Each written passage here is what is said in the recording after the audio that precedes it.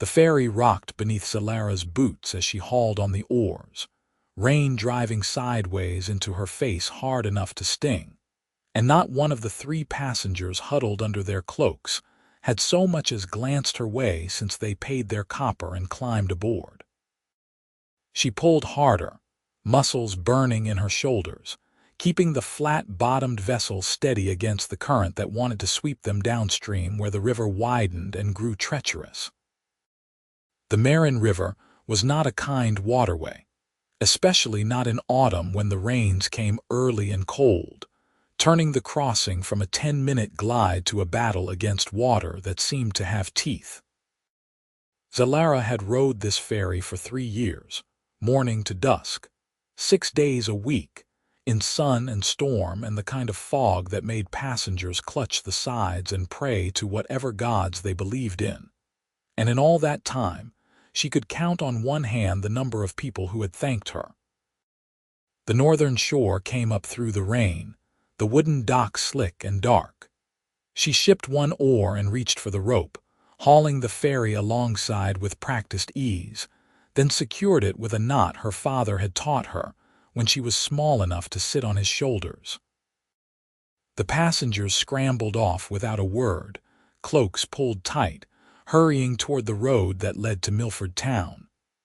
One man nearly slipped on the wet planks, caught himself, and shot her a look as if it were somehow her fault the weather existed. Then they were gone, and she was alone with the sound of rain drumming on the river and the creak of the ferry against its moorings. Zelara pushed wet hair from her face and waited. There was always waiting. The ferry ran on demand. No set schedule, and she stayed until the last light faded or until no one had crossed for 2 hours, whichever came first. She pulled her oilcloth coat tighter, though it had stopped keeping her dry somewhere around mid-morning, and settled onto the bench that ran along the ferry's stern. Her hands ached. They always ached these days, calluses built on calluses, her palms tough as boot leather. She flexed her fingers and watched the rain pock the river's surface, creating 1,000 tiny crowns that bloomed and vanished in the space of a heartbeat. A figure appeared on the southern shore, walking down the mud-slick path with the kind of careful steps that spoke of someone who knew how treacherous wet ground could be. Zelara stood, shaking water from her coat, and began unwinding the mooring rope. The figure resolved into a man as he drew closer, tall and lean, with a leather satchel slung over one shoulder and a wide-brimmed hat that channeled water away from his face. She recognized him before he reached the dock. Harlan, the surveyor from the regional land office, who crossed her ferry every week without fail. He stepped aboard with the easy balance of someone who had done this many times before, setting his pack down carefully before handing her the copper coins. His fingers were cold when they brushed hers. "Thank you," he said, as he always did, his voice quiet but clear even over the rain. Zelara felt something in her chest shift the way it always did when he spoke to her, like she was a person rather than a piece of river equipment. She nodded, not trusting her voice, and pushed off from the dock. The ferry swung into the current and she took up the oars, falling into the rhythm that her body knew without thought. Pull, release, pull, release. The southern shore began to recede. Harlan sat on the passenger bench, one hand steadying his satchel, and watched the water. He always watched the water, Zelara had noticed. Not the shores, not the sky, but the river itself, as if it might speak to him if he looked long enough. His face was drawn, lines bracketing his mouth that seemed too deep for a man she guessed to be in his early 30s. There was something in his eyes that reminded her of winter, that particular quality of cold that went down to the bone and stayed there. "Bad day for crossing," she said, because the silence felt too heavy suddenly, weighted with all the things neither of them said. He looked up, and for a moment she thought he might not answer. Then he nodded. "Every day lately. The rain does not seem inclined to stop." "It will," Zelara said, pulling hard against a crosscurrent that wanted to spin them sideways. "It always does. Then we will complain about the dust." That surprised a small smile from him, there and gone like sunlight through clouds. "True enough. You must know this river better than anyone. Better than I want to sometimes." She shipped the oars for a moment to adjust their angle, then resumed rowing. "But it pays. Not much, but steady." "Steady is worth more than people credit," Harlan said, and something in his tone made her glance at him more closely. He was gripping the edge of the bench, she realized, his knuckles pale under the skin.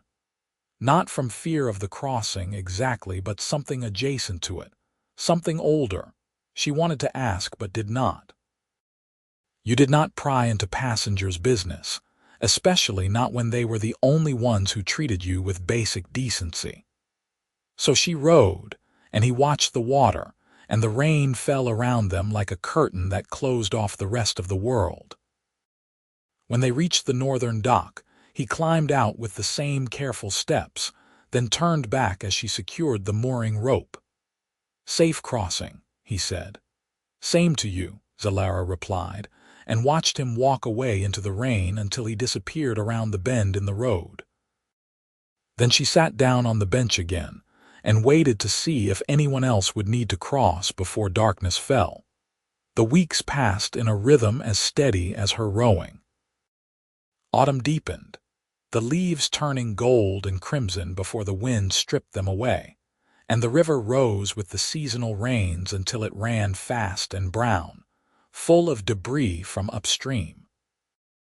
Zelara worked through it all, her hands growing harder, her shoulders stronger, her patience for unthinking passengers wearing thinner.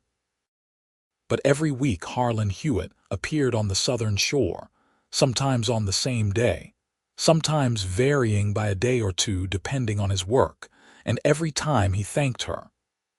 Every time he watched the water with that winter look in his eyes. And every time, Zelara felt a little more curious about what put it there. She had lived in the area all her life, in a small cottage a mile upriver where the rent was cheap, because it flooded every few years. Her father had been a ferryman too, working a different crossing to the west, until age and illness had stopped his rowing. Her mother had died when Zelara was young, too young to remember much beyond a warm voice and strong arms. Being an orc in this region meant being useful and invisible in equal measure. The humans needed laborers, needed strong backs for work they did not want to do themselves, but they did not need to see you as fully real. The ferry contract had come to her through her father's connections, one of the few jobs where being strong and tireless was an asset that outweighed prejudice. She took it and did not complain, because complaining changed nothing and the work was honest. But Harlan was different. He did not look through her. He looked at her, and when he spoke, it was not with the careful distance most humans kept, the invisible wall that said you are other and will always be other. It confused her, and confusion was not something Zelara enjoyed. She preferred things simple, straightforward. You rode the ferry. Passengers paid. The river flowed. That was the shape of life on a gray afternoon when the wind came straight down the river valley and made every crossing an exercise in stubbornness. She finally asked him. Harlan had just boarded, water streaming from his hat, and was settling into his usual spot when Zelara spoke up before she could second-guess herself. "Why do you take the ferry?" He looked startled, his hand freezing on the strap of his satchel. "I need to cross the river." "There is a bridge," Zelara said, pushing off from the dock and taking up the oars. 2 miles east. It adds time to your journey, I know, but not so much that most people would choose this over it, especially in weather like this. The bridge does not cost anything. My ferry does." Harlan was quiet for so long that she thought he would not answer. The wind pushed at the ferry, trying to shove them downstream, and she adjusted her angle to compensate. Her arms burned, but she kept her strokes even. Finally, he spoke, his voice low enough that she had to strain to hear it over the wind. "I cannot cross the bridge." Zelara nearly missed her stroke. "Cannot. Is it damaged?" "No." He stared down at his hands, which were clenched together in his lap. "I mean I cannot make myself cross it.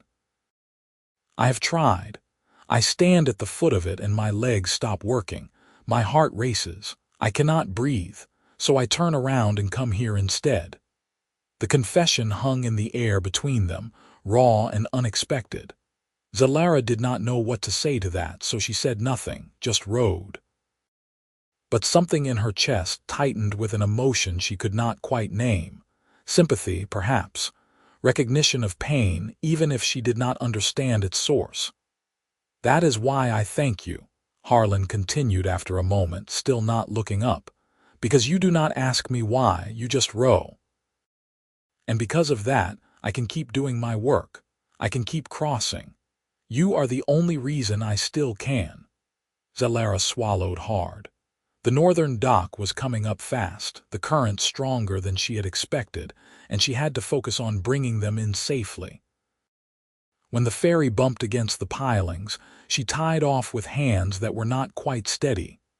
Harlan stood and gathered his things, then paused at the edge of the ferry. "I am sorry," he said. "That was too much to say. I should not have burdened you with it." "No," Zelara said quickly. "No," I asked. "You answered. That is fair." He nodded, something like relief crossing his face, and stepped onto the dock. As he walked away, Zelara sat down and pressed her palms against her thighs, trying to still the strange racing of her own heart. She had rowed the ferry for 3 years, and had never once felt like her work mattered beyond the simple exchange of service for coin. But if Harlan could not cross the bridge, if her ferry was the only way he could face the river at all, then maybe it mattered more than she had realized. Maybe she mattered more than she had realized. The thought was dangerous. It made her hope, and hope was not something Zelara allowed herself often. Hope was for people who had choices. She had only the river and the oars and the endless crossing.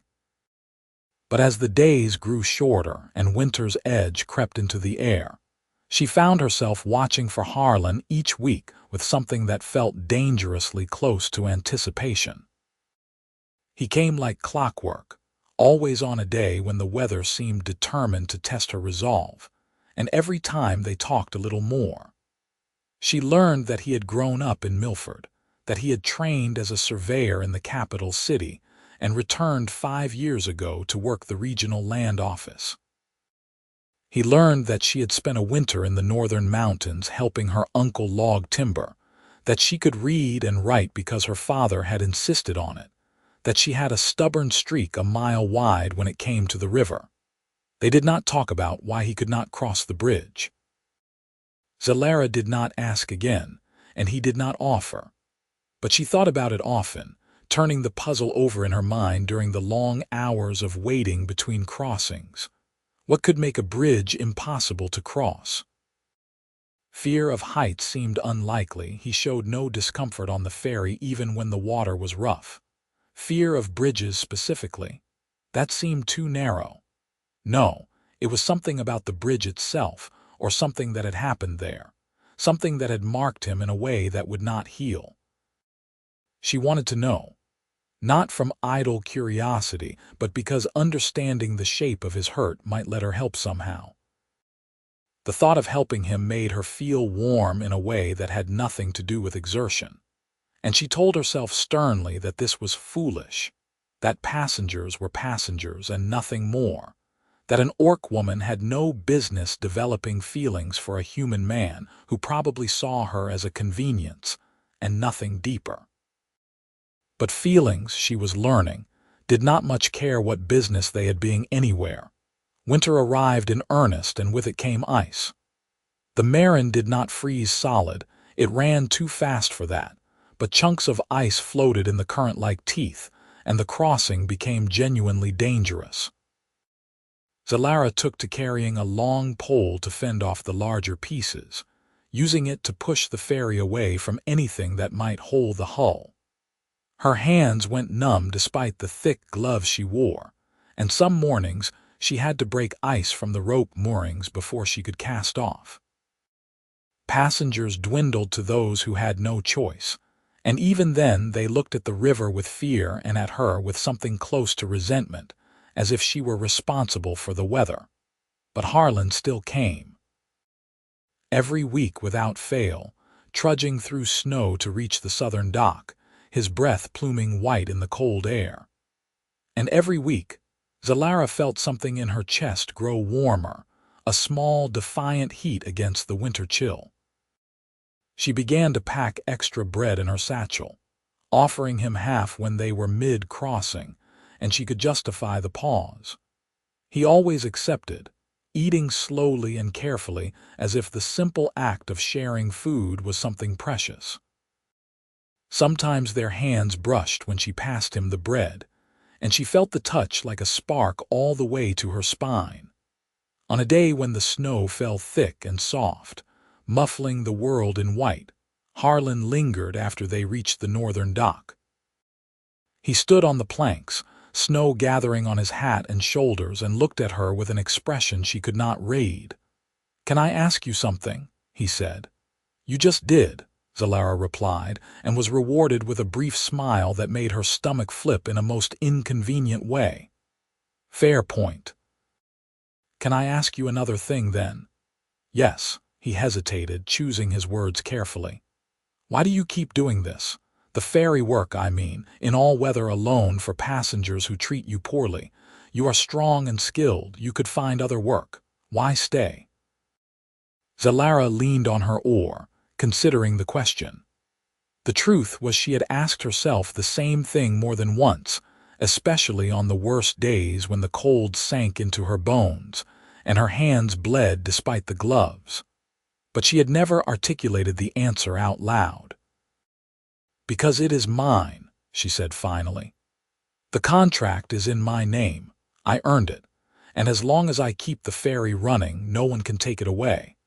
My father taught me that the only real security is the work you do with your own hands, the things no one else can claim credit for. This ferry runs because I row it. That matters to me."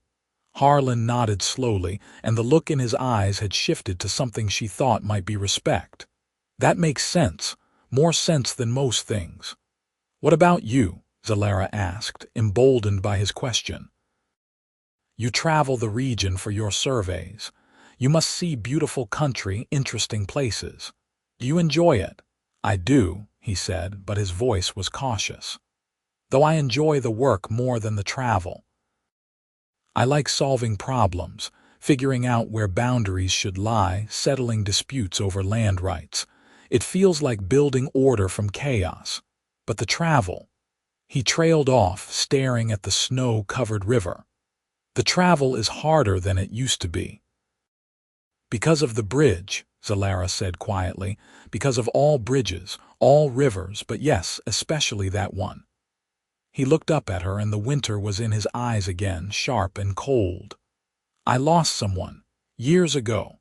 To this river, actually, just upstream from the bridge. And ever since then, crossing water has been difficult. The ferry helps because I am not in control. I can trust you to get me across. But a bridge means walking on my own, and when I try, all I can think about is how easy it would be to go over the side, how quick it would be. And then I am back on the bank, gasping for air, and everyone is staring at me like I have lost my mind." Zelara's throat tightened. She wanted to reach out to touch his arm, to offer some physical comfort, but she did not know if it would be welcome. So she did the only thing she knew how to do. She spoke the truth. "You have not lost your mind. Grief is not madness, and I am glad you cross with me instead. I think I would miss you if you stopped coming." Harlan's eyes widened slightly, and then a genuine smile broke across his face, the first real smile she had ever seen from him, and it was like watching the sun come out from behind storm clouds. "I would miss you too," he said. I think you might be the only person in this region I look forward to seeing every week." The warmth in Zelara's chest flared so bright she thought she might catch fire despite the snow. She gripped her oar tighter, anchoring herself to something solid. "You should get to town before the snow gets worse." "I should," Harlan agreed, but he did not move for a long moment. Then he nodded, adjusted his satchel, and walked away into the white curtain of falling snow.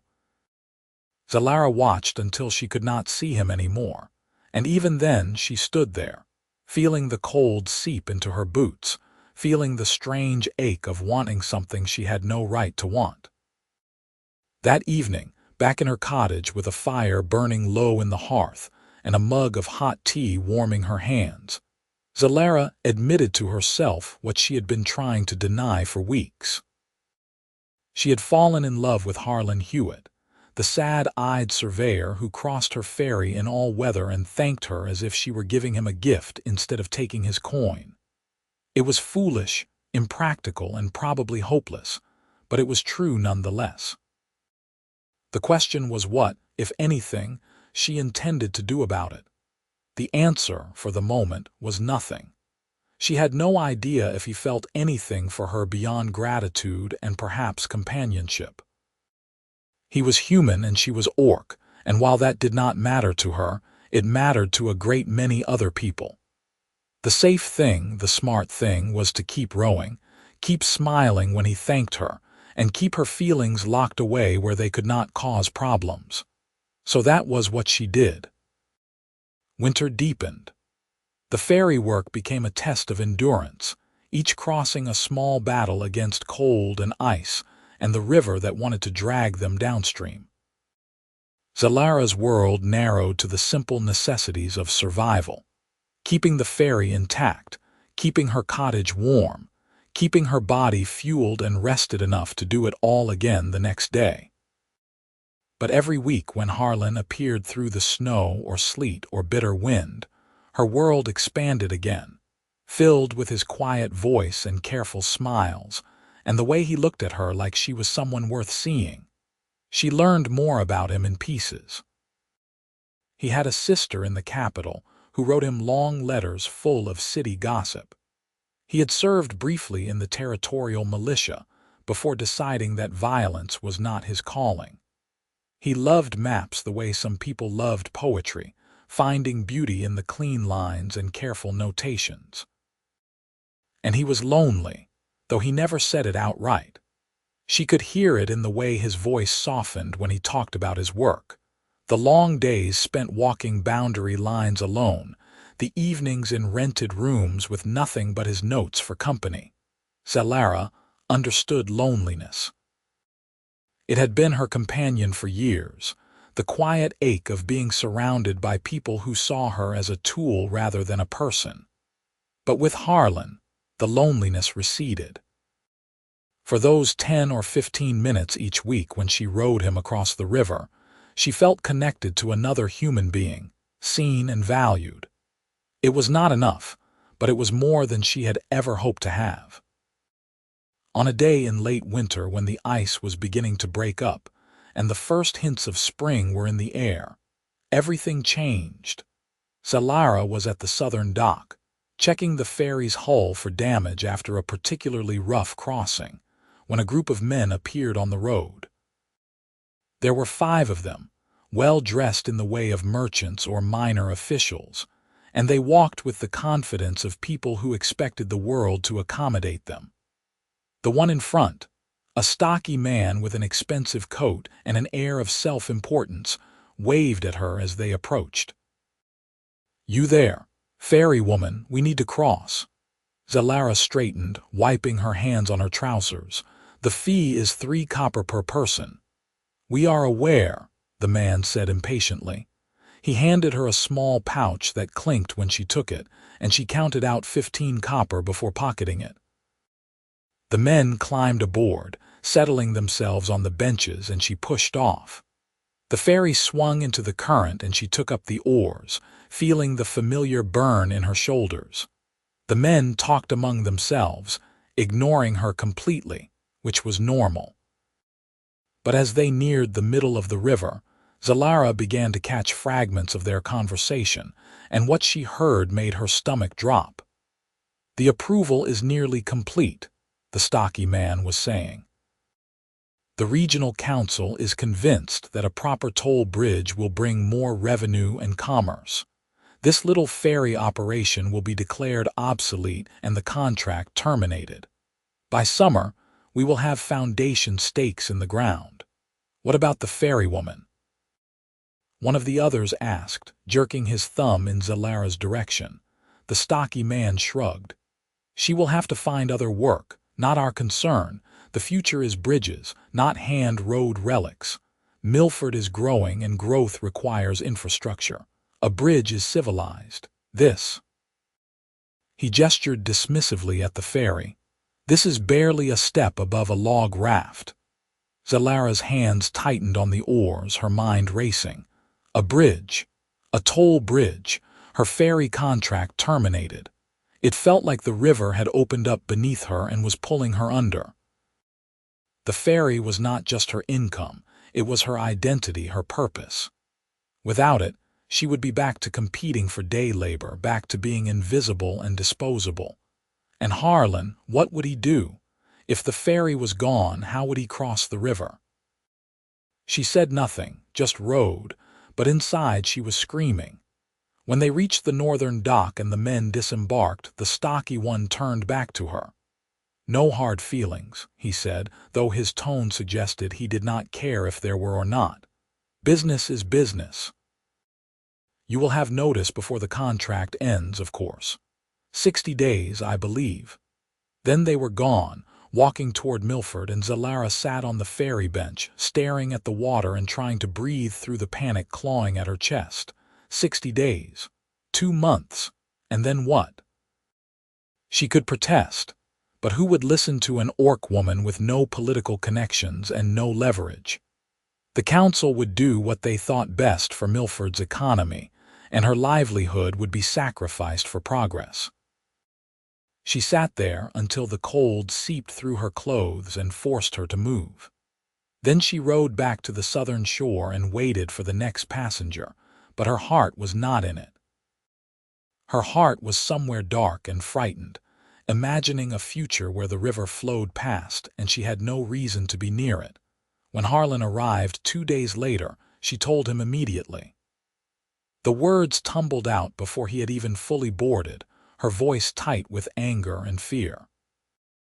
"They are going to build a bridge, a toll bridge. My ferry contract will be terminated in 60 days. Harlan went very still. He set his satchel down carefully and looked at her, and she saw her own fear reflected in his eyes. "Who is they? A consortium?" "Led by a man named, I think he said Brennan something. A merchant. They convince the regional council that a bridge will bring more commerce. They do not care that the ferry works, that it costs passengers less, that it is reliable. They just want their toll revenue." "Brennan Croft," Harlan said, his voice flat. "I know him. He owns half the warehouses in Milford. This is about money for him, not infrastructure." Zelara pushed off from the dock, rowing with more force than necessary, channeling her frustration into the oars. "What am I supposed to do? I have no standing with the council. No one will listen to me." Harlan was quiet for a moment, thinking. Then he said, "I will listen, and I have standing with the council. My surveys carry weight with the regional office. If I can make a case that the ferry serves a necessary purpose that a bridge cannot replicate, they might reconsider." "What purpose?" Zelara asked bitterly. "They will say that a bridge is better in every way, faster, no waiting, no dependency on weather or the strength of one person." "But a bridge costs money to cross," Harlan pointed out. "Your ferry is cheaper. And a bridge requires maintenance, guards for the toll booth management. Your ferry is self-sufficient. There has to be a way to frame this that shows the council they are making a mistake." Zelara wanted to believe him, but hope felt dangerous. "Why would you do this? Help me, I mean. You hardly know me." Harlan looked at her with an intensity that made her breath catch. Because if they take the ferry away, I lose the only way I can cross this river. And because you matter to me, Zelara, more than I think I realized until just now. The thought of you losing this, of not seeing you every week, is unbearable. So yes, I will fight for this, for you. The confession hung in the air between them, and Zelara felt tears sting her eyes. She blinked them back fiercely, not wanting to cry in front of him, not wanting to seem weak.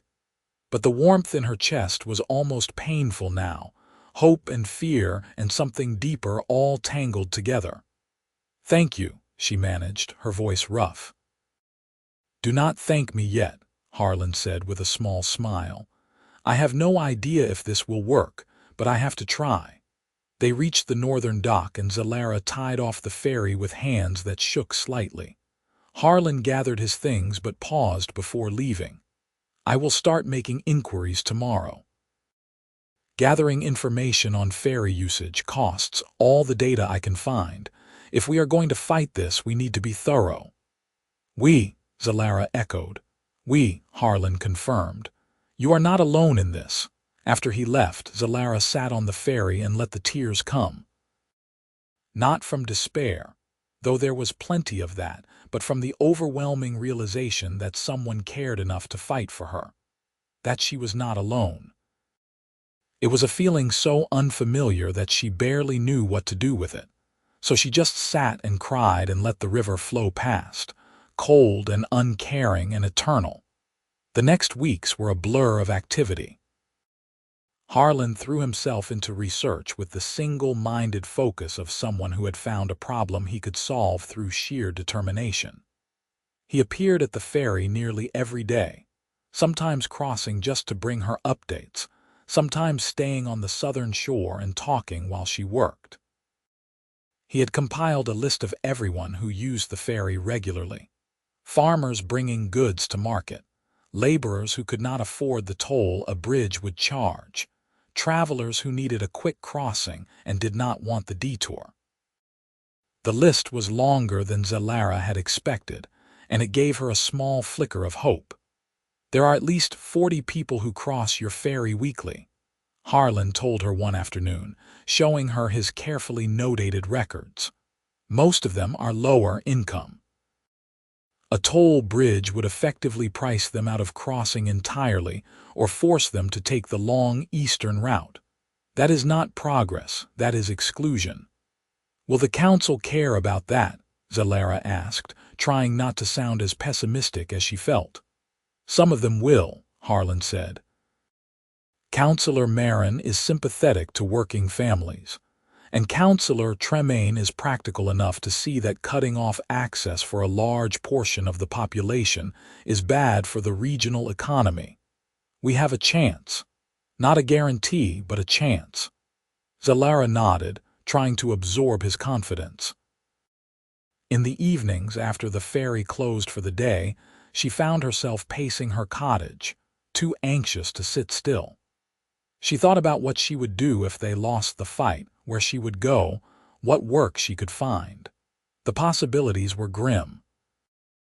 Without the ferry, she was just another orc laborer in a region that saw her kind as interchangeable.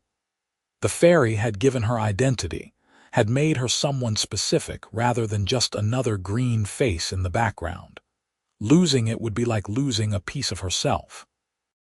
But beneath the fear, another feeling was growing. Every time Harlan appeared with a new piece of information, every time he spoke with conviction about fighting for the ferry, she felt that warmth in her chest grow stronger. He was doing this for her. Not just because he needed the ferry himself, though that was part of it, but because he saw her as someone worth fighting for. The realization was intoxicating and terrifying in equal measure. One evening, as they stood on the northern dock after the last crossing of the day, Harlan said something that made her heart skip a beat. "I spoke to the council clerk today. The vote on the bridge proposal is scheduled for 3 weeks from now. Croft and his consortium will present their case, and then we will have a chance to present ours. The council will decide immediately after. 3 weeks, Zelara repeated. It felt both too soon and too far away. I know it is not much time, but we will use it well. I am drafting a formal petition, including all the data on ferry usage and cost comparisons, and I am going to call in some favors. I have done survey work for most of the council members at one point or another. They owe me at least a fair hearing. Zelara looked at him, this quiet man who had walked into her life as just another passenger, and had somehow become the person she thought about first thing in the morning and last thing at night. Why are you doing all this, Harlan? Really? He met her eyes, and the winter was gone from his gaze, replaced by something warmer and more alive. Because you row the ferry in all weather, unthanked by everyone but me. Because you are strong and stubborn, and you deserve better than to have your work taken away by someone who sees you as disposable. And because I think I am falling in love with you, and I cannot stand by and watch you lose something that matters so much. The world seemed to stop. Zelara stared at him, sure she had misheard, but the look on his face was unmistakable, vulnerable, hopeful, terrified. You are what? She whispered. Falling in love with you, Harlan repeated, his voice steadier now. I have been for weeks, maybe months. Every time I cross the river and you are there, steady and certain, I feel less broken. You do not pity me for my fear. You do not try to fix me. You just row, and somehow that is enough. You are enough. More than enough. Zelara felt tears slip down her face, and she did not bother to wipe them away. I am falling in love with you too. I did not think I could, did not think I should, but I am. You are the only person who has ever made me feel like I matter. Harlan stepped closer, and for a breathless moment she thought he might kiss her. But instead he reached out and took her hand, his fingers warm and sure around hers. You matter. To me, and to everyone who depends on this ferry, and to yourself. Do not let anyone tell you otherwise. They stood there on the dock as the sun set, and the river turned to gold and shadow, holding hands like it was the most natural thing in the world. And maybe it was. Maybe love did not need to be complicated or dramatic or sanctioned by society. Maybe it could just be two people standing together, choosing to fight for something that mattered.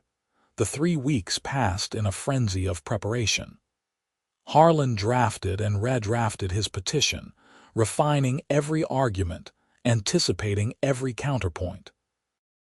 Zelara continued rowing the ferry, but now she did it with a renewed sense of purpose. Every passenger was a data point, every crossing a proof that the ferry mattered. She started conversations with regular passengers, explaining what was at stake, asking if they would be willing to speak at the council meeting. Most agreed. The ferry was woven into the fabric of their lives, taken for granted until it was threatened, and now they were waking up to how much they depended on it.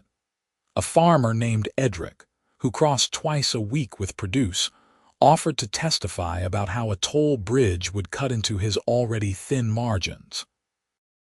A washerwoman named Petra said she would speak about needing the ferry to reach her clients in Milford, and how a toll would force her to raise prices and likely lose business. Even old Marcus, who ran a small mill upriver and crossed occasionally, grumbled his way into agreeing to attend the meeting. A community was forming around the ferry, and Zelara felt the weight of their trust settling on her shoulders. Harlan also worked another angle. He researched the Bridge Consortium's proposal, digging into the financial projections and construction timelines. What he found was damning. The cost estimates are inflated, he told Zelara one afternoon, spreading papers across the ferry bench. Croft is claiming it will take 6 months and $15,000 in materials and labor, but based on similar bridge projects in the region, it should be half that. He is padding the budget to skim profit off the top. Can you prove it? Zelara asked, hope flaring. I can show enough inconsistencies to raise serious questions. The council does not like being taken for fools. If they think Croft is trying to con them, they will turn on him fast. The night before the council meeting, Zelara could not sleep.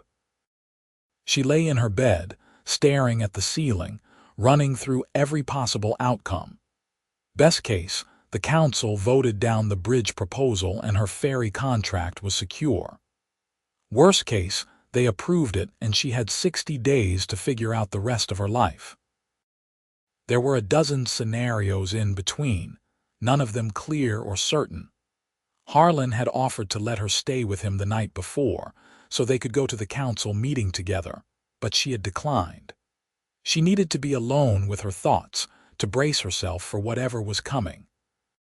But she appreciated the offer more than she could express. The fact that he wanted her close, that he was willing to make space for her in his life, meant everything. The council meeting was held in Milford's largest public building, a stone hall that usually hosted market days and festivals. By the time Zelara arrived, the room was already crowded. She saw Edric and Petra and Marcus, along with 24 other faces she recognized from the ferry. Harlan was at the front, speaking with a tall woman Zelara assumed was Counselor Merryn. When he saw her, his face lit up and he waved her over. "Ready?" he asked quietly. "No," Zelara admitted, "but I am here. That is all that matters." The council filed in, 6 men and women in formal robes taking their seats at a long table on a raised platform. Brennan Croft and his consortium sat on one side of the hall, looking confident and smug. Zelara and her group sat on the other. The division felt symbolic. The head counselor, a stern-faced man named Olward, called the meeting to order. "We are here to discuss the proposal to construct a toll bridge across the Merryn River at the current ferry crossing. Mr. Croft, you may present your case." Croft stood, and for the next 20 minutes he spoke smoothly and persuasively about progress and modernization and economic growth. The bridge would be a stone structure, elegant and permanent, with a modest toll that would help maintain it. The ferry, he said with barely concealed disdain, was a relic of a simpler time, dependent on the whims of weather and the physical capability of one individual. A bridge was the future. The ferry was the past. Zelara sat through his speech with her jaw clenched, resisting the urge to stand up and shout at him. But Harlan had warned her that emotion would work against them here. The council wanted facts, not passion. When Croft finished, Counselor Ord nodded. "Thank you, Mr. Croft. Now we will hear from those opposed to the proposal. Mr. Hewitt, I understand you have prepared a counter-argument." Harlan stood, and Zelara felt her heart swell with pride. He looked calm and professional, every inch the respected surveyor, and when he spoke his voice was clear and confident. "Thank you, Counselor.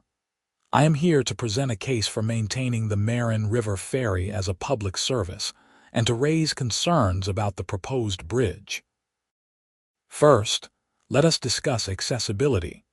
The ferry currently charges 3 copper per crossing. The proposed bridge toll is 10 copper. For the many low-income workers and small farmers who cross regularly, this represents a significant financial burden. I have compiled testimony from 40 regular ferry users, most of whom state that a 10 copper toll would force them to seek alternate routes or abandon certain economic activities entirely. This is not progress. It is exclusion. He continued, methodically dismantling Croft's arguments, presenting data on ferry usage, cost-effectiveness, and the economic impact on the region's working population. Then he shifted to the financial irregularities in the bridge proposal, pointing out the inflated cost estimates and questioning where the excess funding would go. Croft's face went red, but he stayed silent. Counselor Merryn leaned forward. "Mr. Hewitt, Are you suggesting that Mr. Croft is attempting to defraud the council? I am suggesting that the financial projections do not align with comparable projects in the region, Harlan said carefully. Whether that represents deliberate deception or simple error, I cannot say. But it warrants scrutiny. The council members murmured among themselves. Then Councillor Tremayne, a thin man with a calculating expression, spoke up. What is your proposed alternative, Mr. Hewitt? You suggest we simply maintain the status quo indefinitely. Not at all, Harlan said. I propose that the ferry operation be officially recognized as a public service, with the contract extended, and a small stipend provided to ensure consistent maintenance and operation. The ferry has proven reliable for 3 years under Zelara Wode's management. It serves a vital function for a significant portion of our population. Rather than replace it with a bridge that would exclude many of those same people, we should support and sustain it. And what of growth? Croft interjected, unable to contain himself. Milford is expanding. We need infrastructure that can handle increased traffic. A ferry cannot scale the way a bridge can. Perhaps not, Harlan agreed. But the current ferry handles average traffic with no significant delays. And if traffic does increase to the point where a bridge becomes necessary, that decision can be made in the future based on actual need rather than speculative profit motives. The verbal sparring continued for another half hour, with council members asking pointed questions of both sides. Zelara sat frozen, trying to gauge which way the wind was blowing. Some council members seemed sympathetic to Harlan's arguments. Others looked skeptical or simply bored. Croft continued to argue for progress and modernization, but his confidence had eroded, and he kept glancing nervously at the financial documents Harlan had submitted. Finally, Councillor Ord called for a vote. All in favor of approving the bridge construction proposal, indicate by raising your hand. Zelara held her breath. 2 hands went up. Croft, 2 of the 6 council members, all in favor of rejecting the proposal and maintaining the ferry operation under Mr. Hewitt's suggested terms. 4 hands. A clear majority. Relief flooded through Zelara so powerfully that she thought her legs might give out. Councillor Ord nodded. The bridge proposal is rejected. The ferry contract will be extended and formalized as a public service, with terms to be finalized by the regional office within 30 days. This meeting is adjourned. The hall erupted into noise. Edric let out a whoop. Petra hugged Zelara so hard she nearly knocked her over. Marcus clapped Harlan on the shoulder hard enough to make him stagger. And through it all, Zelara could only stare at Harlan, who was smiling at her with an expression of pure joy. Croft stormed out, his consortium trailing behind him like whipped dogs. The council members dispersed, several of them stopping to shake Harlan's hand or nod respectfully at Zelara. When the crowd finally thinned, Harlan made his way to her side. "We did it," he said, his voice rough with emotion. "You did it," Zelara corrected. "I just rode the ferry." "You did more than that," Harlan said firmly. "You proved that the ferry matters, that you matter. None of this would have happened without you." Zelara felt tears prick her eyes again, but this time they were tears of relief and gratitude and overwhelming love. "Thank you," she whispered. "For everything." Harlan reached out and pulled her into a hug, right there in the middle of the public hall with half of Milford watching. Zelara did not care. She wrapped her arms around him and held on tight, feeling his warmth and solidity, feeling the steady beat of his heart against her cheek. This man, this strange, sad, wonderful man, had fought for her when no one else would have. He had seen her as worth defending, and he loved her. When they finally pulled apart, Harlan kept one hand on her arm, as if reluctant to let go completely. "What do you say we go somewhere and celebrate?" Properly, I mean. Dinner at the inn, maybe, my treat. I would like that, Zelara said, smiling through her tears. They walked through Milford together, side by side, and if people stared at the human man and the orc woman walking so close their shoulders nearly touched, neither of them paid any attention. They found a table at the inn, ordered stew and bread and ale, and talked until the candles burned low. They talked about the fight they had won, about the future of the ferry, about Harlan's upcoming survey projects and Zelara's plans to repair the ferry dock before spring floods arrived. But beneath the practical conversation, there was a current of something deeper, looks that lingered too long, hands that brushed and did not pull away, the unspoken acknowledgement that something had shifted between them, that they were no longer just ferryman and passenger, but something more. When the inn began to empty and the hour grew late, Harlan walked Zelara back toward the southern road that led to her cottage. They stopped at the edge of town, where the street lamps gave way to darkness, and the sound of the river was a steady murmur in the background. "I do not want this night to end," Harlan said quietly. "Neither do I," Zelara admitted, "but it is late and you have work tomorrow." "I know." He hesitated, then took both her hands in his. "Zelara, I meant what I said before, about falling in love with you. I need you to know that was not just words spoken in the heat of the moment. I meant it. I mean it." Zelara's heart felt too large for her chest. "I meant it too. I love you, Harlan. I think I have loved you since the first time you thanked me for rowing the ferry. You saw me when no one else did." Harlan leaned in slowly, giving her time to pull away if she wanted. But Zelara did not want to pull away. She wanted this more than she had wanted anything in her life. When his lips met hers, it was gentle and tentative, a question more than a statement. She answered by kissing him back, deeper, surer, and felt his arms come around her, pulling her close. They stood there in the darkness at the edge of town, kissing like they were the only two people in the world, and for that moment they were. The river flowed past, indifferent. The stars wheeled overhead, and Zelara felt, for the first time in her life, completely and perfectly whole. Over the following weeks, their relationship deepened. Harlan crossed the ferry as often as his work allowed, sometimes bringing flowers he had picked along the road, sometimes bringing books he thought she might enjoy. They spent evenings in her cottage or his rented room in Milford, talking and laughing and learning the small details of each other's lives.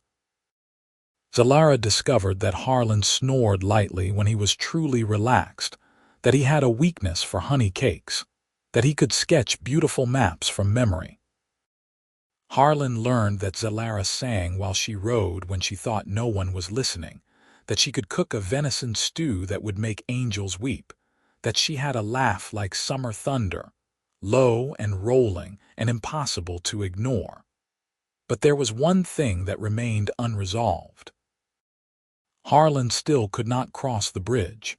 The ferry had been saved, the contract extended, but the shadow that had driven him to the ferry in the first place still lingered. Zelara could see it in the way he sometimes stared at the river, his jaw tight, his hands clenched. She wanted to help him confront whatever grief had marked him, but she did not know how to broach the subject without making him feel pressured. One evening in early spring, when the ice had melted and the river ran clear and cold, Harlan arrived at the southern dock earlier than usual. He looked tired, shadows under his eyes, and when he climbed aboard the ferry he sat heavily, as if the weight of the world was on his shoulders. "Bad day?" Zelara asked gently, pushing off from the dock. "Bad memory," Harlan corrected. "Today is the anniversary. 5 years ago today I lost my brother to this river." Zelara nearly dropped an oar. "Your brother," Harlan nodded, staring down at the water. "His name was Matthias. He was 2 years younger than me, and he was everything I was not: brave, reckless, full of life." He wanted to be a soldier to see the world. I wanted to draw maps and avoid trouble. We were opposites, but we were close. He took a shaky breath, and Zelara waited, giving him space to continue at his own pace. 5 years ago, he was traveling through the region on leave from his militia unit. He was crossing the bridge upriver, the one I cannot make myself walk across anymore, and there was an accident. A cart lost a wheel and crashed into the side rail. Matthias was standing too close. He went over the side into the river. The current here is fast. You know that better than anyone. By the time anyone realized what had happened and went in after him, it was too late. They found his body 2 miles downstream 3 days later. Zelara felt her throat close with grief, not just for Matthias, who she had never known, but for Harlan, who carried this weight every day. "I am so sorry." "I was not there when it happened," Harlan continued, his voice raw. "I was in the capital, working. I did not even know until a week later when my sister's letter found me. I came back for the burial, and I have been here ever since. I thought staying close to the place he died might help me find peace, but instead it just made everything harder. I cannot cross the bridge where he fell. I cannot even look at it without feeling like I am going to drown, and the river itself." He gestured at the water flowing beneath them. "Sometimes I hate it, but sometimes I think it is the only connection I have left to him." Zelara set the oars down and moved to sit beside him on the bench. She took his hand, lacing her fingers through his. "Your brother sounds like he was an extraordinary person." He was. "And he would not want you to be trapped by his death, to spend the rest of your life unable to cross a bridge because of what happened to him." "I know that," Harlan said. "Logically, I know, but knowing does not make it easier." Zelara thought carefully about her next words. "What if you tried crossing the bridge again? Not alone, with me. I could be there, and if it becomes too much, we can turn back, but maybe facing it with someone who cares about you would help." Harlan looked at her, fear and hope warring in his eyes. "I do not know if I can." "You do not have to decide now," Zelara said. "But when you are ready, I will be there. Whenever you want to try." He squeezed her hand gratefully, and they sat together in silence as the ferry drifted the rest of the way across the river.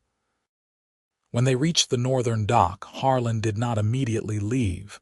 Instead, he turned to her and said, "Thank you for listening, for not telling me I am being foolish." "You are not being foolish," Zelara said firmly. "You are grieving. Grief takes the time it takes." "I love you," Harlan said, and the words were heavy with emotion. "I love you too," Zelara replied and kissed him gently. As the weeks turned into months and spring gave way to early summer, life settled into a new rhythm.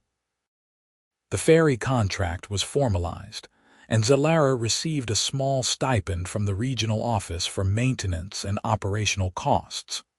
It was not much, but it was enough to make the work sustainable, to ease the constant worry about whether she could afford to keep going.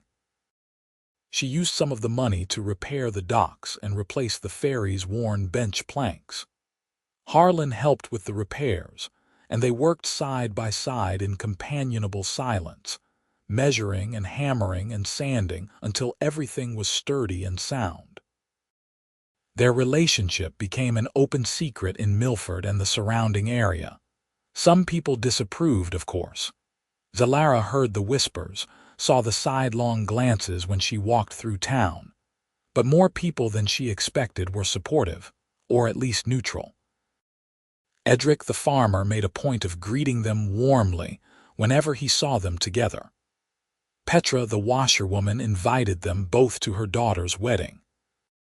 Even Marcus the miller, who was gruff and taciturn by nature, told Harlan that he had made a good choice, and Zelara was a hard worker who deserved respect.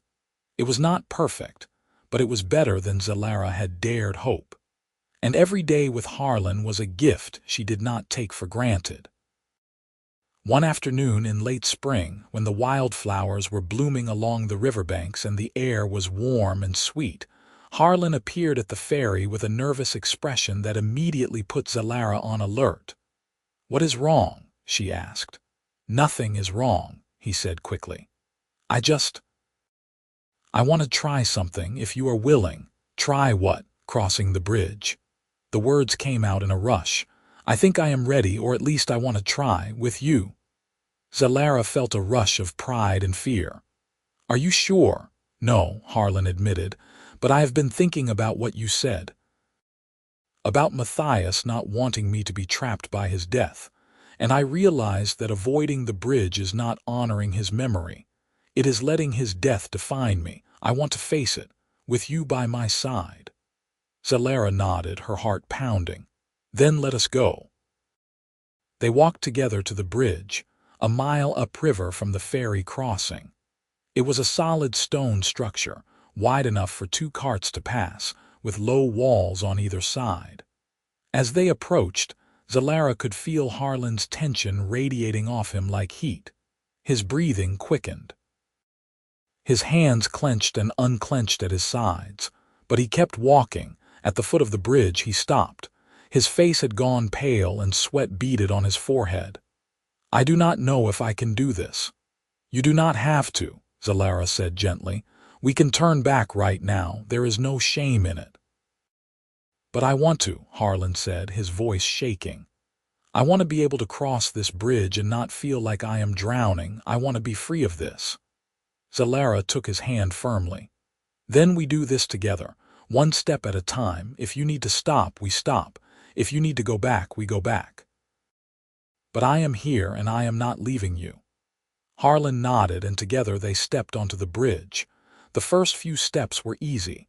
Then Harlan's breathing became ragged. He looked down at the water flowing beneath them, and Zelara felt his hand start to shake in hers. "Look at me," she said firmly. "Not the water. Look at me." He tore his gaze away from the river and fixed it on her face. She smiled at him, trying to project calm and confidence even though her own heart was racing. "There, just like that. Focus on me. We are just walking, one foot in front of the other." They moved forward slowly, Harlan's eyes locked on hers. Every few steps he would glance down at the water and his breath would hitch, but Zelara would squeeze his hand and bring his attention back to her. Halfway across the bridge he stopped entirely, his body rigid. "I cannot," he gasped. "Zelara, I cannot." "Yes, you can," she said, stepping in front of him so her body blocked his view of the water. "You are stronger than you think. Matthias would be proud of you for trying. I am proud of you." Harlan closed his eyes, tears leaking from the corners. He should still be here. "It should not have happened." "I know," Zelara said softly, "but it did. And you survived. And now you are here, trying to move forward. That takes more courage than you realize." Harlan opened his eyes and looked at her, and something in his expression shifted. The fear was still there, but it was no longer the only thing. There was determination, too, and love, and a fragile, tentative hope. "All right, let us finish this." They walked the rest of the way across the bridge together, step by painful step, until they reached the far side. When Harlan's feet touched solid ground again, he let out a shaky laugh and then pulled Zelara into a fierce embrace. "I did it," he said, his voice muffled against her shoulder. "I actually did it." "You did," Zelara agreed, holding him tight. "I knew you could." They stood there for a long time, Harlan trembling with relief and exhaustion, Zelara steady and sure. When he finally pulled back, his eyes were red, but his smile was genuine. "Thank you. I could not have done that without you." "Yes, you could have," Zelara said, "but I am glad I was here." They walked back across the bridge together, and this time Harlan's steps were steadier, his breathing more even. It was not easy, and Zelara could see the effort it took him to keep moving, but he did it. And when they reached the southern side and stepped off the bridge onto the road, Harlan laughed again, this time with pure joy. "I crossed a bridge," he said wonderingly. "I actually crossed a bridge." "You did," Zelara said, grinning, "and you can do it again, whenever you want." Harlan pulled her into a kiss, right there on the road with the river flowing beside them and the sun warm on their faces. When they finally broke apart, he looked at her with an expression so full of love that it made her breath catch. "Marry me," he said. Zelara stared at him, certain she had misheard. "What? Marry me?" Harlan repeated. "I know this is sudden. I know we have only been together a few months, but I love you, Zelara. I love you more than I thought it was possible to love anyone. You have given me back a part of myself I thought I had lost forever. You make me want to be braver, stronger, better. And I cannot imagine spending the rest of my life with anyone else. So marry me, please." Tears streamed down Zelara's face, and she did not bother to wipe them away. "Yes," she said, her voice breaking with emotion. "Yes, I will marry you." Harlan let out a whoop of joy and swept her into another kiss, spinning her around until they were both dizzy and laughing. When he set her down, they were both grinning like fools, and Zelara felt a happiness so intense it was almost painful.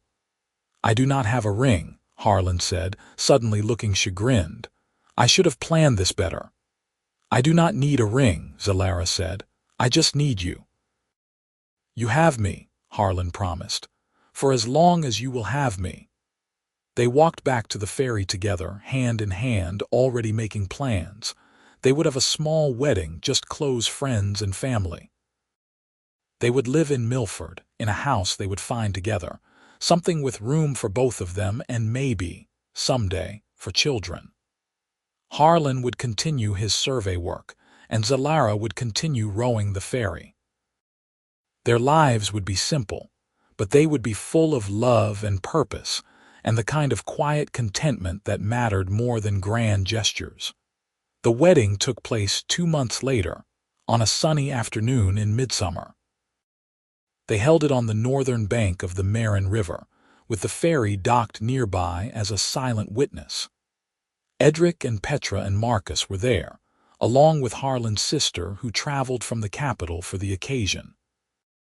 A magistrate from Milford performed the ceremony, speaking the traditional words about partnership and commitment and the building of a shared life. When it came time to exchange vows, Harlan spoke first. "Zelara, you taught me that strength is not just about facing down danger, but about showing up every day and doing the work that needs to be done. You taught me that I could heal from grief without forgetting the people I have lost. You taught me that love is not something you fall into by accident, but something you choose, over and over, every single day. I choose you today and always." Zelara's voice shook when it was her turn, but she spoke clearly. "Harlan, you were the first person who saw me as more than just the orc woman who rows the ferry. You saw me as someone worth knowing, worth fighting for, worth loving. You gave me hope when I thought my life would always be small and invisible. You gave me a future that is bigger and brighter than I ever imagined. I choose you today and always." The magistrate pronounced them married, and Harlan kissed her to the applause of their small gathering. It was not a grand affair, no elaborate feast or expensive decorations, but it was perfect. It was theirs. After the ceremony, they held a simple celebration on the riverbank, with food and drink and laughter. Harlan's sister, a sharp-tongued woman named Lydia who looked remarkably like her brother, pulled Zelara aside at one point. "Take care of him," Lydia said, her voice serious. "He has been lost for a long time. You brought him back." "He brought himself back," Zelara said. "I just walked beside him." "That is more than most people would do," Lydia said. She squeezed Zelara's arm. "Welcome to the family, small and strange as it is."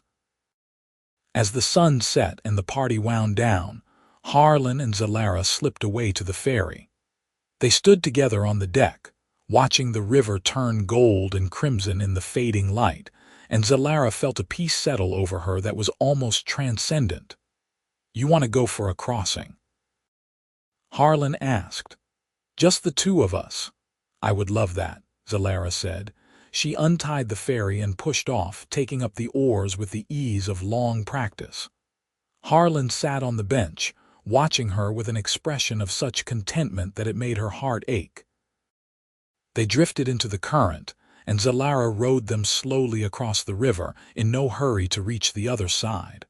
The water was calm, the evening air warm, and for once the ferry felt less like work and more like a gift. "I used to hate this river," Harlan said quietly. "It took my brother from me. But now when I look at it, I think of you, and the hate becomes something gentler." "The river is just a river," Zelara said. "It has no malice, it just flows." "I know, but still, you changed what it means to me." They reached the southern shore and Zelara tied off the ferry. Then they climbed back aboard and she rowed them back north, because there was no reason to stop, no need to be anywhere else. They crossed the river 3 more times as the stars came out, just for the joy of it, just to be together on the water where their story had begun. Eventually they docked for the night and walked to their new home, a small cottage on the edge of Milford that they had purchased with their combined savings. It was not much, 2 rooms and a kitchen, but it was theirs. They spent their wedding night talking and laughing and making plans for the future. And when they finally fell asleep in each other's arms, Zelara felt more grateful than she had words to express. The months passed in a blur of simple happiness. Zelara continued to row the ferry, and Harlan continued his survey work, and they built a life together that was ordinary and extraordinary all at once. They learned the rhythms of each other, the small compromises and adjustments that any couple makes. Harlan learned to give Zelara space when she needed to be alone, and Zelara learned to pull Harlan out of his own head when he got too lost in worry. They fought sometimes, small disagreements about household chores or scheduling, but they always made up quickly, neither willing to let resentment fester. Harlan crossed the bridge regularly now, though it never became truly easy. There were still days when he had to stop halfway and close his eyes, breathing through the panic. But each crossing was a little easier than the last, and Zelara was always there when he needed her, ready to walk beside him or simply wait on the far side until he made it across. His grief over Matthias did not disappear, but it changed shape, becoming something he could carry without being crushed by it. A year after their wedding, Zelara discovered she was pregnant. The realization filled her with a complex mix of joy and terror. She had never imagined herself as a mother, had never thought she would have the chance. But here it was, this tiny possibility growing inside her, and she wanted it with a fierceness that surprised her. When she told Harlan, he went very still, then let out a shout of pure joy and picked her up, spinning her around until she was dizzy. "A baby," he kept saying. "We are going to have a baby." "We are," Zelara confirmed, laughing and crying at the same time. "What do you think?" "I think I am terrified and thrilled and I cannot wait," Harlan said. He set her down gently as if she might break. "Are you happy?" "I am," Zelara said. "I really am. The pregnancy was not easy." Zelara continued to row the ferry through the first few months, but as her belly grew and her balance shifted, she had to hire help. A young human man named Peter took over the morning crossings, and Zelara handled the afternoons when the traffic was lighter. She hated giving up even that much control, but Harlan was insistent that she not push herself too hard, and eventually she conceded that he was right. As her due date approached, Zelara found herself growing more anxious. What if something went wrong? What if the baby was not healthy? What if she was a terrible mother? Harlan soothed her fears as best he could, reminding her that she was strong and capable, and that they would face whatever came together. Their daughter was born on a cold morning in late autumn, just as the first snow was beginning to fall.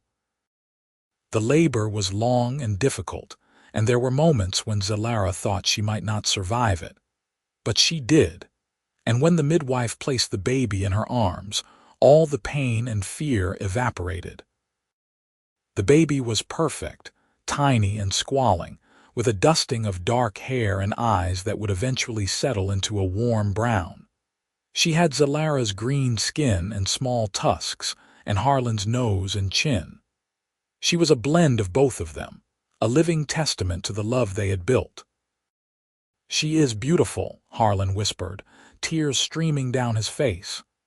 "She is," Zelara agreed. "What should we name her?" They had discussed names for months, debating options and discarding them just as quickly. But in this moment, looking at their daughter's tiny face, Zelara knew exactly what she wanted to call her. "Raina," she said.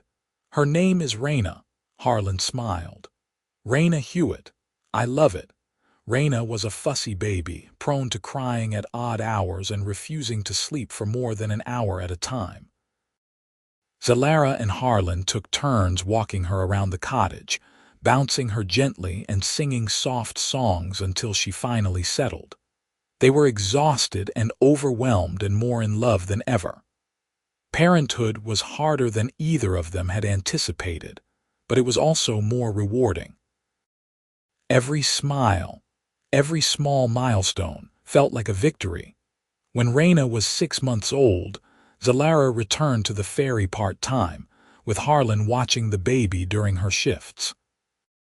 Peter continued to handle the morning crossings, and Zelara took over in the afternoons, strapping Raina to her back in a sling and rowing with the baby sleeping against her shoulder. It was not conventional, but it worked. Passengers either ignored the baby entirely or cooed at her, and Raina seemed content to nap through the crossings, lulled by the rhythm of the oars. 2 years later, they had a second daughter whom they named Fiona. Fiona was calmer than Raina, a placid baby who slept through the night from the start and rarely cried. Raina, now a toddler, was fascinated by her baby sister, constantly wanting to help with feedings and diaper changes. The cottage was chaotic and loud and full of love. Life was not perfect. There were still people in Milford who disapproved of their marriage, who made snide comments or avoided them in the market. There were days when Zelara felt the weight of being different, of being an orc in a human-dominated world. But Harlan was always there, steady and sure, reminding her that she was valued and loved. And their daughters, growing up in a home where love mattered more than species, gave her hope for a future where things might be better. On a spring afternoon when Raina was 5 and Fiona was 3, Harlan appeared at the ferry with an unexpected proposal. "I want to take you somewhere," he said. "All of us, the whole family, a trip just for a few days." Zelara looked at him suspiciously. "Where?" "The capital. I want you to see where I trained, where I grew up, and I want Lydia to meet the girls properly. She has only seen them once when Raina was a baby." Zelara hesitated. The idea of traveling so far with 2 small children was daunting, but the excitement in Harlan's eyes was impossible to resist. "All right, let us go." They made the journey by hired cart, a slow trip that took 3 days with frequent stops for the children. When they finally reached the capital, Zelara was stunned by the size of it. Buildings rose 3 and 4 stories tall, cobblestone streets wound in confusing patterns, and people were everywhere, a constant press of humanity that made her feel small and overwhelmed. But Harlan navigated it all with ease, leading them to Lydia's home, a narrow townhouse in a respectable neighborhood. Lydia welcomed them warmly, fussing over the girls and insisting that Zelara sit and rest while she prepared tea. Over the next few days, they explored the city.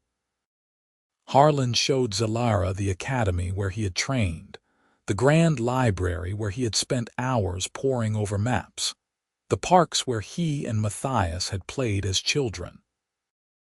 They visited a museum full of art and artifacts, and Raina was entranced by the paintings while Fiona was more interested in running up and down the marble halls. On their last evening in the capital, Lydia pulled Zelara aside while Harlan was putting the girls to bed. "You have made him happy," Lydia said. "I did not think it was possible after Matthias died, but you did it." He smiles now. He laughs. He talks about the future instead of just surviving the present. That is because of you. "It is because of him too," Zelara said.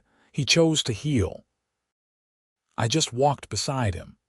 "You are too modest," Lydia said with a smile, "but I appreciate it nonetheless. Take care of each other and take care of those girls. They are going to grow up to be extraordinary, I can already tell." When they returned to Milford, Zelara felt a renewed sense of gratitude for the life they had built. It was not glamorous or grand, but it was theirs. The ferry, the cottage, the family they were raising together. It was enough. It was more than enough. Years passed. Raina grew tall and strong, inheriting her mother's work ethic and her father's curiosity. Fiona was quieter, more bookish, preferring to read in the corner while her sister ran wild. They were different in temperament, but close, as sisters could be. And watching them grow filled Zelara with a pride so fierce, it sometimes brought tears to her eyes. Harlan's survey work took him farther afield as his reputation grew, but he always came home, and he always made time for the ferry crossing, even though he no longer needed it. It had become a ritual, a way of honoring where their story began. Sometimes Zelara would row him across just the two of them, reliving those early days when he had been her only repeat passenger. Other times the girls would come along, and Harlan would tell them stories about the river, about the importance of persistence and kindness, and showing up even when it was hard. On a day in late spring when the air was warm and the river sparkled in the sunlight, Harlan appeared at the ferry with a picnic basket and a mysterious smile. "What is this?" Zelara asked, eyeing the basket. "A surprise," Harlan said. "Come on, just you and me. The girls are with Petra for the afternoon." Zelara laughed and climbed aboard. Harlan pushed off and took the oars, something he rarely did, and rowed them out to the middle of the river. Then he shipped the oars and let the ferry drift, opening the basket to reveal bread and cheese and fruit and a bottle of wine. "What are we celebrating?" Zelara asked. "Us," Harlan said simply. 10 years since we married. 10 years of building a life together. I wanted to mark it somehow." Zelara felt her throat tighten with emotion. 10 years, she repeated. "It feels like both forever and no time at all." "I know what you mean," Harlan said. He poured wine into 2 tin cups and handed her one. "To the ferry, to the river. To the woman who rose in all weather, unthanked by everyone but me, and to the life we have built." "To us," Zelara echoed, clinking her cup against his. They drank and ate and talked as the ferry drifted slowly downstream. Eventually, Harlan took up the oars again and rowed them back to the dock, but neither of them was in a hurry. The afternoon stretched long and golden, and Zelara felt a contentment so deep it was almost a physical presence. "You ever regret it?" Harlan asked suddenly. "Marrying me, I mean. Taking on all the complications that come with being married to a human, dealing with the people who disapprove." Zelara looked at him, this man who had crossed her ferry week after week, until he became the center of her world, and shook her head. "Never. Not once. You gave me a life I never thought I could have. You gave me love and family and a reason to believe that I matter. I would do it all again in a heartbeat." Harlan reached across the ferry and took her hand. "I love you, Zelara. I will always love you." "I love you too," Zelara said. "Always." As the years continued to pass, their daughters grew into young women, and Zelara and Harlan grew older, their hair streaked with gray, their bodies marked by the years of hard work. But their love remained constant, a steady anchor in the ever-changing current of life. The ferry continued to run, first under Zelara's care and eventually, as age made the work too difficult, under Raina's. Their eldest daughter had inherited her mother's love of the river, and she rowed with the same steady determination, earning the respect of the community just as Zelara had. Harlan retired from survey work in his late 50s, and he spent his days helping with the ferry, or tending the garden behind their cottage, or playing with the grandchildren that Raina and Fiona eventually gave them. He crossed the bridge without hesitation now, the old fear nothing more than a distant memory. But he still took the ferry whenever he could, because it reminded him of where he and Zelara had started. On a calm evening in late summer, when the river was as still as glass and the sky was painted with shades of pink and orange, Zelara and Harlan stood together on the northern dock. They were both in their 60s now, their bodies slower but their spirits undiminished. Raina was rowing the evening crossing, her strokes strong and sure, and they watched her with pride. "She rows just like you did," Harlan said. "She rows better," Zelara corrected with a smile. "She has more patience than I ever did." "Maybe," Harlan said, "but you started this. You saved the ferry when everyone else would have let it die. You gave Raina something to be proud of." Zelara leaned against him, and he wrapped an arm around her shoulders. They stood there as the sun set and the first stars appeared, two people who had found each other in the most unlikely of ways and built something that would last beyond their own lives. "You remember the first time I thanked you?" Harlan asked. "Of course," Zelara said. "I thought you were strange. No one ever thanked the ferry woman." "I am glad I did," Harlan said. "It changed my life. You changed my life." "You changed mine too," Zelara said. She turned to look up at him, this man who had been her only repeat passenger and had become so much more. "Thank you, Harlan, for seeing me, for choosing me, for staying." "There was never any question of staying," Harlan said. "From the moment I stepped onto that ferry, I was yours." They stood together on the dock as the night deepened and the ferry returned with its passengers. Raina waved to them from the deck, and they waved back. The river flowed past, as it always had and always would, carrying with it the memories of everything they had been and everything they had become. And in that moment, watching their daughter do the work that had once been hers, Zelara felt a completeness that went beyond words. The ferry would endure. Their love would endure. And the river, indifferent and eternal, would bear witness to it all.